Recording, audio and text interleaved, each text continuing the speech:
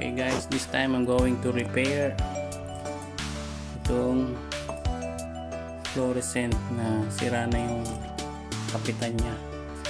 Papalitan natin siya ng ganitong plastic, ano? Makita natin naman. So kailangan ko lang itong plastic, cable tie, ano? Siguro, sige, gamit na uli tayo ng ano, masking tape. Let's see. So ito po siya nung maalis natin yung mga scotch tape. So basag na talaga, no? Basag na talaga. At ito naman ay nakita ko lang, ano, siguro parang bike piyesa sa bike to eh. So,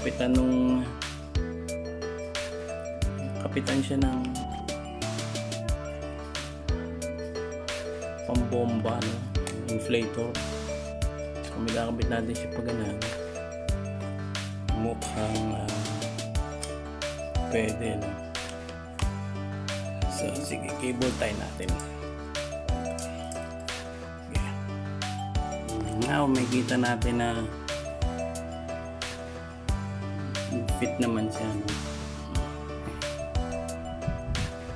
Tingin ko naman din na yung malalagyan.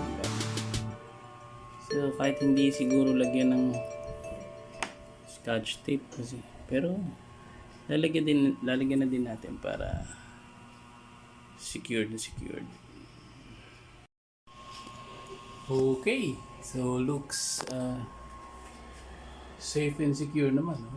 Hindi na siya malalaglag. So another fix it gawa natin. So thanks for watching. God bless.